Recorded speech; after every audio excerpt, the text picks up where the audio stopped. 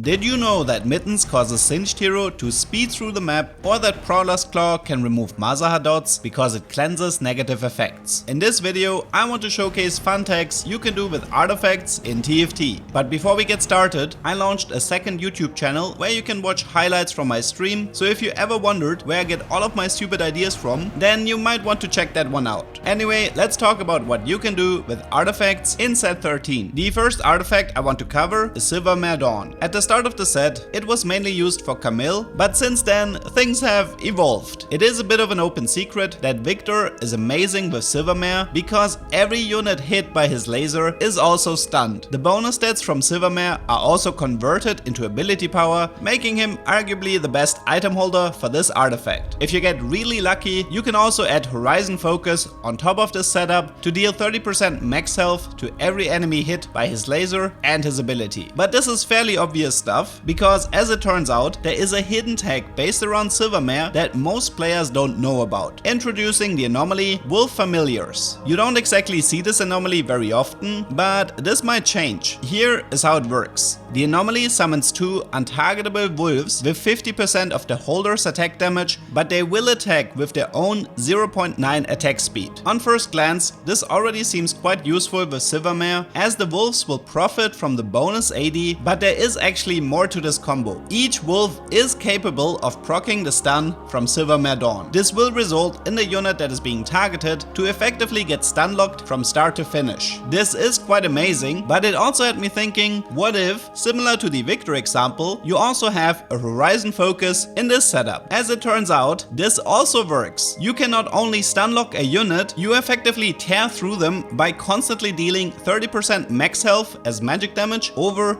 and over. Sadly, with Artifactory gone, getting both of these artifacts and the wolves in one game is not going to be easy, but if you ever reach the setup, then it probably will be a game worth remembering. While the previous section covered a lot of Horizon Focus already, it has a few more interesting interactions. For example, it has great synergy with crowd control anomalies like Diving In, Dramatic Entrance and Unstoppable Force. It even works with the support item Spite that stuns the enemies in a large radius. Sadly, it does not interact with the anomaly Touch of Frost, which would have been an amazing combo otherwise. The next artifact I want to cover is Fishbones. Most players will take this item and then put it on Nocturne or Mordekaiser to increase their range, but there is a rather unique way to make use of Fishbones in a completely different manner. Fishbones on Firelight units causes a pretty weird interaction because it will increase the potential range for a Firelight dash. This can go as far as dashing across the entire map if an enemy unit is nearby. You can combine this effect with the augment Aerial Warfare that grants AD and AP for each hex traveled. If you truly want to push this interaction to its limit, then you can throw a Firelight emblem into the mix. Corki is arguably the most insane unit for the strategy because he can already dash across the map with his normal ability and Fishbones. Adding a Firelight emblem and Aerial Warfare on top of this might result in some rather hilarious fights. Now, compared to Fishbones, the next artifact is one of the least used in the game, but it has an amazing interaction that can make it much more powerful. Seeker's Arm Guard grants the holder 15 ability power and MR for every assist, or it will grant 20 of each for a takedown. Now, you might feel limited by this artifact and just give it to someone like Elise, hoping that she hits as many units as possible, but there is a completely different approach to this item. What's important to remember is that damage coming from items will synergize with the Seekers. This means Sunfire, Ionic Spark or Static Shift are all great options to maximize the amount of assists. However, the real power lies in the Radiant version of these items. For example, Static Shift can hit up to 8 enemy units, and both Radiant Sunfire and Ionic Spark have increased range, which should help you to collect more stacks as well. Since getting Radiant items can be quite the hassle, you can also try to look for Seekers after you start the game with the augment High Voltage. This augment will increase the range of your Ionic Sparks, which can be a fair replacement for the Radiant version. The next artifact was literally pushed into the forefront because of a rather hilarious interaction. Innovating Locket grants the holder 2% of their total mana whenever they're hit by an attack, and also restores 20% of the holder's max health over 3 seconds. Some players figured out that this artifact can be quite amazing on Kog'Maw because he only has 40 mana with effectively no animation and no mana lock. The result result is the infamous Frontmaw, a Kog'Maw 3-star in the front line with 6 automata for defensive stats and the Deep Root anomaly for CC immunity. Usually the remaining items were either 2 Vamox or 1 Vamox with a stone plate. As fun as this sounds, it can be quite tricky to get this build to work since Kog'Maw is too squishy as 2-star with 4 automata and gets easily bursted down early into the fight. Nevertheless, it's absolutely hilarious when you can get the setup to work, and it's definitely worth trying at least once.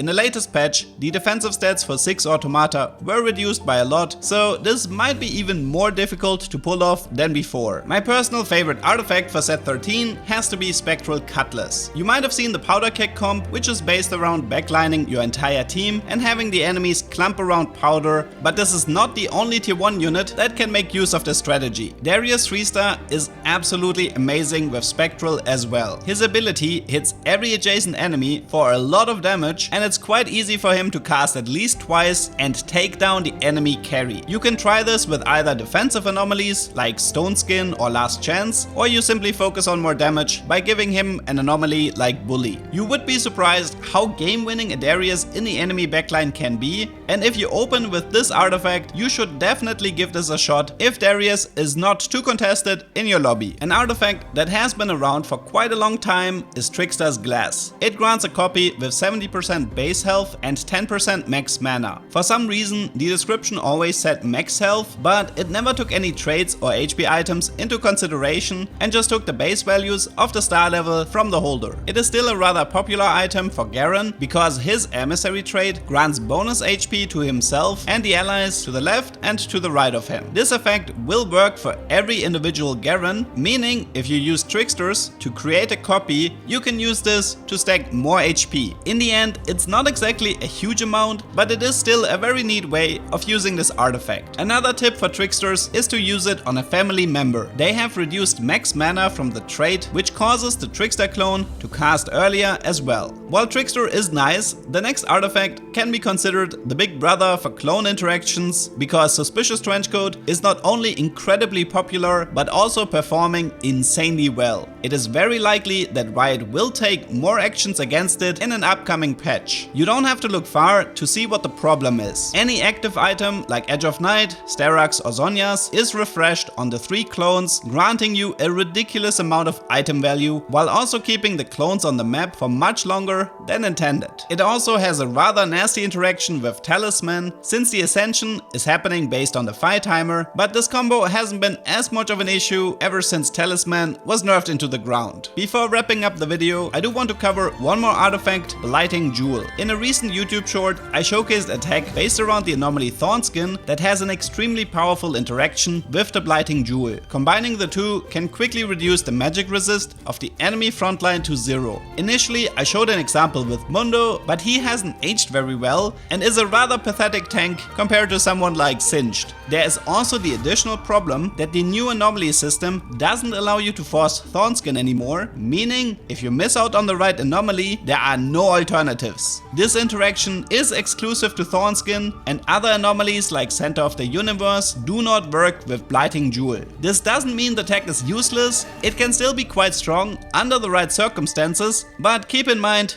that it can go horribly wrong if you're trying to force it. Honestly, it's such a shame losing augments like What the Forge, Trash to Treasure and now Artifactory, but since Riot intends to limit the accessibility of artifacts, it probably wouldn't be a bad idea to make the remaining choices more interesting. In that spirit, which artifacts do you think should get replaced in the future for something more impactful? Let me know in the comments. I hope you learned something and see you next time.